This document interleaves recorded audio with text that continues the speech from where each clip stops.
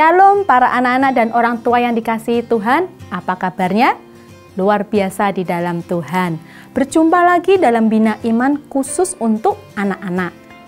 Dengan tema anak-anak menjadi terang dengan memiliki hikmat. Ayat yang diambil ada di Amsal 9 ayat 10. Kak Santi akan bacakan ya. Nanti anak-anak bisa membaca sendiri lagi ya. Amsal 9 ayat 10. Permulaan hikmat adalah takut akan Tuhan dan mengenal Yang Maha Kudus adalah pengertian. Sebelum Kak Santi menjelaskan lebih lanjut, Kak Santi akan memberi pertanyaan untuk anak-anak. Nanti anak-anak akan memilih jawabannya ya. Pertanyaan yang pertama, coba kalau Kak Santi tulis 1 ditambah 1 sama dengan 2. Anak-anak pilih jawaban ini benar atau salah? Siapa yang memilih benar? Siapa yang memilih salah? Jawabannya adalah benar. Oke, pertanyaan yang kedua. Kalau Kak Santi menulis 1 ditambah 2 sama dengan 5. Pilih jawabannya ya, benar atau salah? Jawabannya apa? Salah. Ya, karena 1 tambah 2 sama dengan 3. Pertanyaannya berikutnya, kalau Kak Santi tanya, warna tulisan Kak Santi ini merah atau biru? Anak-anak pilih apa? Jawabannya? Biru. Wah, pintar semuanya ya.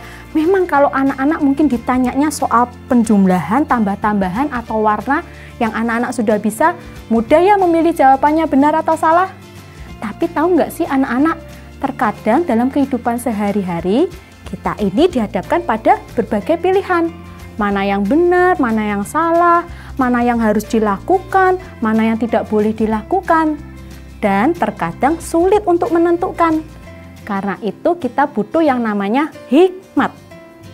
Hikmat itu apa? Hikmat adalah kemampuan untuk mengerti, memahami mana yang benar, mana yang salah. Karena itu dengan hikmat kita bisa menentukan mana yang harus dilakukan, boleh dilakukan, baik untuk dilakukan atau diucapkan. Hikmat itu sangat penting. Contohnya, misal anak-anak mendapat permen dari om dan tante. Permennya banyak sekali. Nah, anak-anak bisa memilih apakah akan memakan semuanya sehingga nanti sakit gigi atau sakit perut, atau dengan hikmat hanya memakan sebagian, sebagiannya disimpan atau bisa dibagi dengan orang lain atau teman yang lain. Contoh yang lain, misal hari ini hari Minggu, besok hari Senin, ada ulangan, ada ujian. Apakah anak-anak memilih untuk tetap beribadah atau tidak? Mungkin anak-anak akan berkata, lebih baik nggak usah ibadah, mau belajar buat ulangan. Atau dengan hikmat bisa membagi waktu, tetap beribadah, lalu kemudian belajar untuk ulangan besok. Nah, karena itu hikmat sangat penting dalam kehidupan sehari-hari. Masih banyak contoh yang lain. Mungkin anak-anak akan berkata, Kak Santi, lalu gimana caranya mendapat hikmat? Apakah dengan membaca buku yang banyak, membaca buku yang tebal-tebal? Tidak. Nah, tadi di ayat Amsal 9 ayat 10 dikatakan permulaan hikmat adalah takut akan Allah. Nah, takut akan Allah karena Allah itu adalah sumber dari segala hikmat. Takut akan Allah itu artinya menghormati Allah, melakukan segala perintah Allah. Contohnya, berdoa. Anak-anak bisa berdoa, meminta hikmat kepada Allah karena Allah sumber dari hikmat.